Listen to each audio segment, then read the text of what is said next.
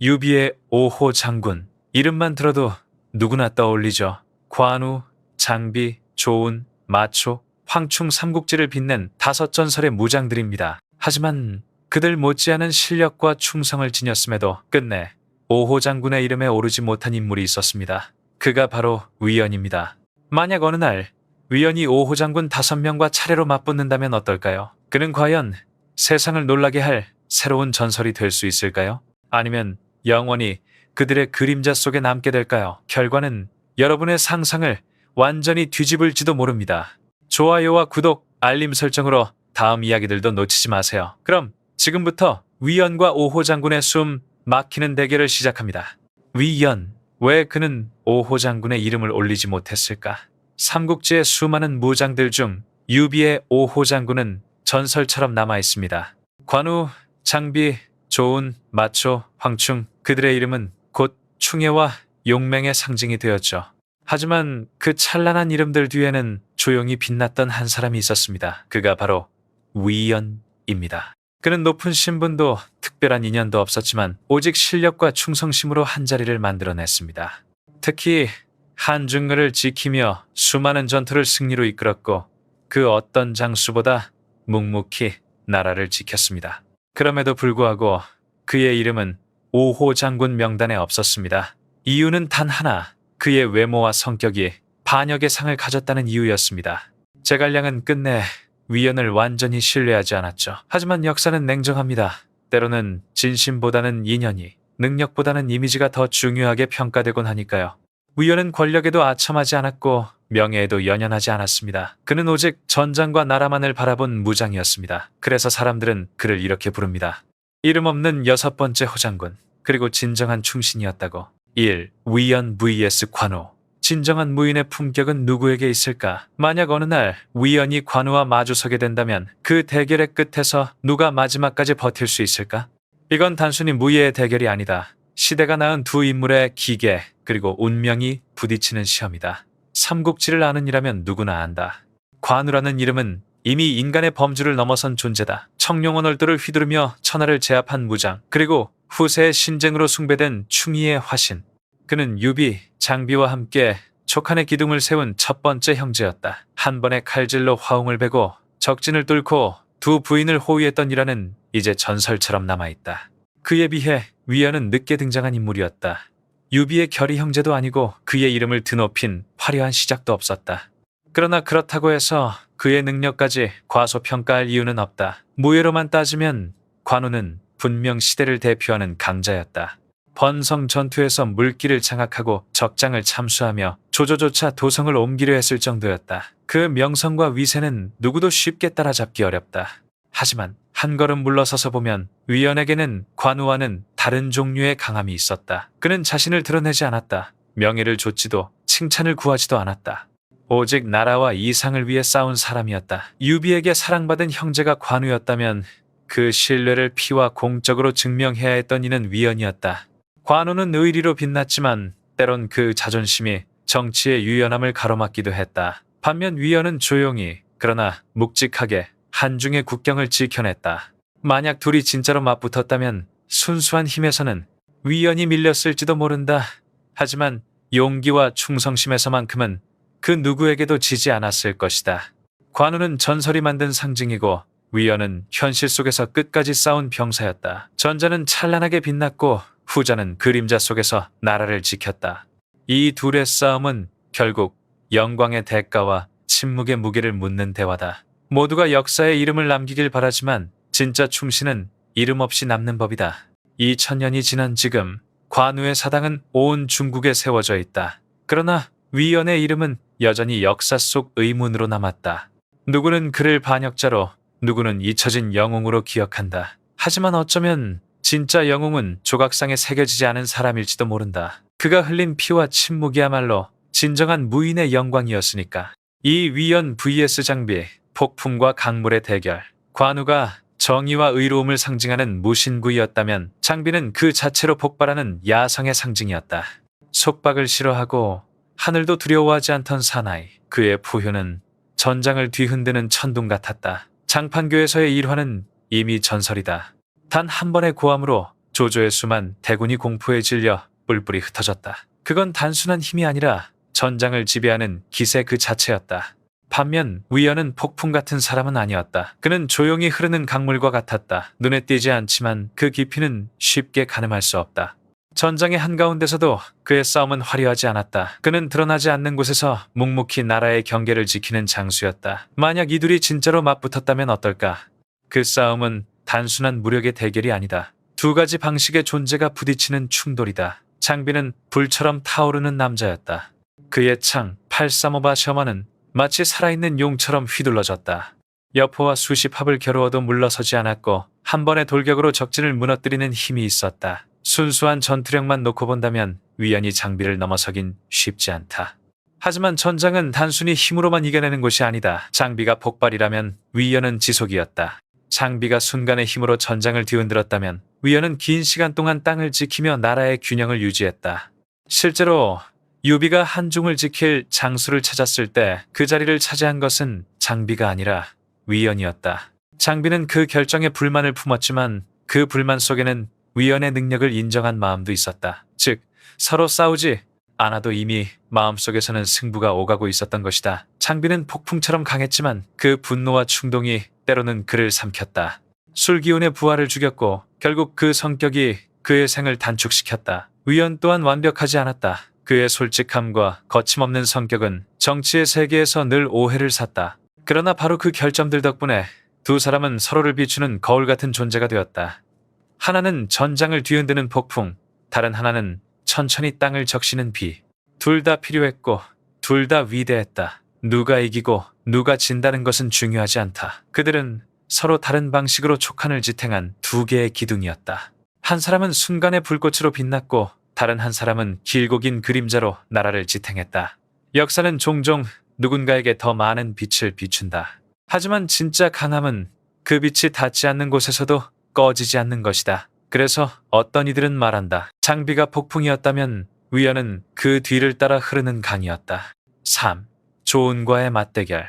삼국지의 수많은 무장들 중에서도 조은 조자룡이라는 이름은 유독 빛난다. 그는 관우처럼 위세를 뽐내지도 장비처럼 폭발적인 기운을 내뿜지도 않았다. 마초처럼 불같지도 황충처럼 묵직한 노련미를 풍기지도 않았다. 그러나 조은은 마치 푸른 하늘을 유유히 나는 흰 용처럼 고요하지만 당당하고 강인하면서도 따뜻한 인물이었다. 그는 역사와 민간 모두가 인정한 가장 이상적인 무장의 표본이었다. 그렇다면 위연이 그 완벽한 남자와 맞붙는다면 과연 승산이 있을까? 조은은 완벽한 균형의 상징이었다. 문과 무, 지략과 용기가 모두 그 안에 공존했다. 그는 전투의 기술만이 아니라 사람의 마음을 읽는 법을 알았다. 언제 공격해야 하고 언제 물러서야 하는지를 본능처럼 이해했다. 장판파에서 조조의 대군이 몰려올 때 조우는 홀로 말을 몰아 수만의 적진을 해치고 들어가 유비의 아들 아두를 구해냈다. 그리고 단 한 번의 실수도 없이 무사히 빠져나왔다. 그것은 단순한 무용이 아니라 죽음의 문턱에서도 흔들리지 않는 정신의 힘이었다. 위연 또한 용맹한 장수였다. 한중을 지키며 북벌에 앞장서 수많은 공을 세웠다. 강직하고 충성스럽고 목숨을 걸고 싸웠다. 하지만 조은과 나란히 놓고 보면 차이는 분명했다. 조은은 유비와 제갈량 그리고 모든 장수들로부터 신뢰와 존경을 받았다. 그는 권모술수와 시기, 의심으로부터 완전히 자유로웠다. 그의 이름은 곧 신혜와 품격의 상징이었다. 반면 위연은 늘 의심의 그림자 속에 있었다. 그는 반역의 기운이 있다는 평을 들었고 제갈량조차 그를 경계했다. 아무리 헌신하고 싸워도 완전한 신뢰라는 문은 그에게 끝내 열리지 않았다. 조은이 유비 곁을 지키며 황제의 호위처럼 존재했다면 위연은 언제나 먼 변방으로 보내졌다. 재능이 부족해서가 아니라 그를 향한 믿음이 부족했기 때문이다. 무예로만 본다면 위연은 결코 약하지 않다. 그러나 조은은 단순히 싸움의 기술로 승리하는 사람이 아니었다. 그는 냉철함으로, 정확한 판단으로, 그리고 절대적인 충성심으로 이겼다. 그에게는 상대를 제압하는 무력보다 상대의 마음을 제압하는 기품이 있었다. 결국 두 사람의 차이는 검의 날카로움이 아니라 신뢰와 외로움의 간극이었다. 조은은 늘 신뢰와 존경의 빛 속에 서 있었고 위연은 홀로 의심의 그림자 속을 걸었다. 조은이 많은 이들의 사랑과 믿음 속에서 빛을 발했다면 위연은 세상으로부터 인정받지 못한 강철 같은 존재였다. 만약 두 사람이 실제로 맞붙는다면 위원은 끝까지 싸울 것이다. 피를 흘리면서도 자신의 가치를 증명하려 할 것이다. 그러나 조운을 이기는 것은 단순한 싸움이 아니다. 그것은 완벽함을 넘어서는 싸움이다. 인간이 쉽게 넘어설 수 없는 경계 말이다. 그리고 아마도 그 싸움의 결과는 이미 정해져 있었을지도 모른다. 역사 속에서 피든 언제나 그림자를 이겨왔다. 그것은 힘이 더 세서가 아니라 사람들의 마음이 그 빛을 더 사랑했기 때문이다. 마초와의 대결. 삼국지의 수많은 무장들 가운데 조조조차 수염을 자르고 옷을 버린 채 달아나야 했던 남자. 그 이름은 바로 마초 마맹기였다. 그는 서량의 전장에서 태어난 서쪽의 전신전, 분노와 속도, 그리고 핏빛 복수심으로 불타는 사내였다. 마초가 말을 몰고 나타나는 순간 대지는 진동했고 그의 창끝이 휘두르는 자취는 마치 폭풍처럼 모든 것을 휩쓸었다. 그에 비해 위연은 정반대의 인물이었다. 번개처럼 터지지는 않지만 절대로 꺾이지 않는 바위 같은 사내. 마초가 활활 타오르는 불꽃이라면 위연은 묵직하고 단단한 바위였다. 겉모습은 다르지만 두 사람 모두 안에 숨은 불길 같은 강인함을 지니고 있었다. 하나는 격렬함으로 다른 하나는 인내로 자신을 증명했다. 마초는 무장의 피를 이어받은 집안 출신이었다. 어린 시절부터 창과 말과 함께 자라며 젊은 나이에 한수와 연합해 조조의 군대를 격파했다. 관중 땅에서 그의 이름은 곧 공포였다. 나중에 유비에게 귀순한 뒤에도 그는 짧은 시간 안에 5호 장군의 반열에 오르며 자신의 존재를 증명했다. 그 이름 석자는 용맹 그 자체였다. 반면 위연은 훗날 유비에게 합류했지만 같은 후발 주자임에도 마초와는 전혀 다른 대우를 받았다. 익주 전투에서 큰 공을 세우고 한중을 굳건히 지키며 북벌의 선봉으로 활약했지만 그는 언제나 의심과 견제 속에 있었다. 제갈량은 그를 경계했고 다른 장수들은 거리를 두었다. 마초가 유비의 곁에서 새로운 힘의 상징으로 칭송받았다면 위연은 언제나 칼집 속에 갇힌 검처럼 존재했다. 필요할 때만 꺼내지고 곧 다시 감춰지는 존재였다. 만약 이 두 사람이 실제로 맞붙는다면 그것은 그야말로 천지를 뒤흔드는 일전이 될 것이다. 마초는 폭풍처럼 덮치는 전법으로 허저나 장비 같은 강자와도 정면으로 맞붙어 밀리지 않았던 사나이였다.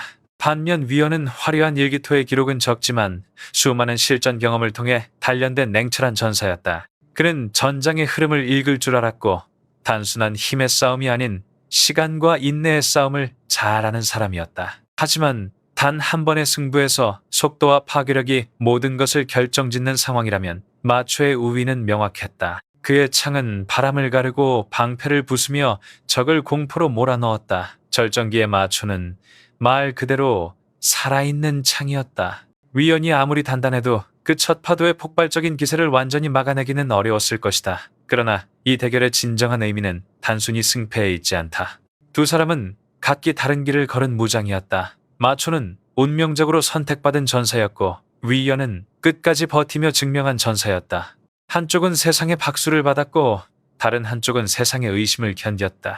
결국 싸움의 결과만 놓고 보면 패자는 위연일지 모른다. 하지만 인생 전체로 보면 이야기는 달라진다. 전장에서는 질 수 있어도 끝까지 충성과 신념을 지켜낸 그의 삶은 결코 패배가 아니었다. 오히려 그 묵묵한 걸음이야말로 진짜 장수의 길이었다. 역사는 종종 빛나는 순간을 기록하지만 진정한 위대함은 그늘 속에서 버티는 자에게 있다. 마초가 하늘을 찢는 번개였다면 위연은 세월의 바람에도 무너지지 않는 돌기둥이었다. 그 둘의 싸움은 결국 인간의 두 얼굴, 폭발과 인내, 명예와 고독, 그 모든 것을 보여주는 한편의 서사시였다. 황충과의 대결. 삼국지의 5호 장군을 말할 때 사람들은 을의 관우, 장비, 조운, 마초를 떠올리지만 그 중에서도 유독 감탄을 자아내게 하는 인물이 있다. 바로 황충이다. 그는 백발이 성성한 노장이었지만 누구보다도 뜨거운 심장을 지닌 전사였다. 칼날이 부딪히고 피가 흩날리는 전장의 한가운데서도 황충은 마치 청년 장수처럼 적의 진영을 가르며 싸웠다. 나이를 잊은 그 기계는 세월조차 이기지 못할 열정이었다. 그의 이름을 역사에 새긴 결정적인 순간은 정군산 전투였다. 그곳에서 그는 조위의 명장 하후연을 베어버리고 승리를 거머쥔다. 단순한 전투의 승리가 아니었다. 그것은 노장 한 명이 젊은 세대 전체에 던진 메시지였다. 나이는 숫자에 불과하다. 이에 비해 위연은 조금 다른 길을 걸었다. 그는 화려한 전공보다는 꾸준한 헌신으로 이름을 남겼다. 한중을 수년간 굳게 지키며 수많은 전투를 경험했지만 언제나 그림자처럼 조용히 움직였다. 황충이 늦게 피어난 불꽃이라면 위연은 꺼지지 않는 등불이었다. 두 사람 모두 끝까지 충성을 다한 장수였지만 그 방식은 전혀 달랐다. 황충은 싸움 앞에서 단호했고 그의 창끝은 언제나 냉철했다. 관우조차 그를 두려워했다는 일화가 있을 정도다. 실제로 두 사람이 1대1로 맞붙었을 때 황충은 관우의 투구깃을 정확히 화살로 쏘아 맞히며 노장의 위엄을 증명했다. 그 한 발의 화살은 명예와 자존심을 관통한 상징이었다. 반면 위연이라면 아마 그런 길을 택하지 않았을 것이다. 그는 과시 대신 실전으로 답하는 장수였다. 적의 한가운데로 뛰어들어 직접 적진을 무너뜨리고 공으로 말하는 인물이었다. 황충의 자신감이 경륜에서 나온 것이라면 위연의 끈기는 끝없는 의심 속에서도 꺾이지 않는 의지에서 비롯된 것이다. 무예로만 본다면 황충이 한 수 위였다. 그는 젊은 시절부터 활과금 모두에 능했고 전장에서 한 번도 위축된 적이 없었다. 세월이 그의 몸을 늙게 했을지라도 그의 기술과 판단은 더욱 날카로워졌다. 경험이 무기가 된 것이다. 반면 위연은 실전 감각이 뛰어나고 전술적 판단도 우수했지만 황충처럼 상대 명장을 베어넘긴 화려한 전적은 없었다. 그는 언제나 조용히 싸우고 조용히 이겼다. 그래서 더 쉽게 잊혔다. 하지만 한 가지는 분명하다. 위연에게는 황충조차 갖기 힘든 강점이 있었다. 바로 외로움 속의 충성심이다. 황충은 인정받는 장수였다. 5호 장군의 이름을 올리고 당당히 영웅 반열에 섰다. 그러나 위연은 달랐다. 한평생 의심을 받으며 언젠가 반역할지도 모른다는 시선을 견뎌야 했다. 그럼에도 그는 단 한 번도 등을 돌리지 않았다. 외로움 속에서도 충성으로 버텨낸 사나이였다. 만약 둘이 진짜로 일기토를 벌였다면 승패는 아마 황충 쪽으로 기울었을 것이다. 노장의 검은 여전히 예리했고 전투 감각은 완벽했다. 하지만 싸움이 끝난 후 남는 것은 단순한 승리가 아니다. 세월이 흘러도 사람들은 위연의 이름을 떠올린다. 패했을지라도 그는 결코 무너진 적이 없는 장수였다. 그렇다면 여러분은 어떻게 생각하는가? 과연 위연은 5호 장군의 한자리를 차지할 자격이 없는 인물이었을까? 여러분의 생각을 댓글로 남겨주세요.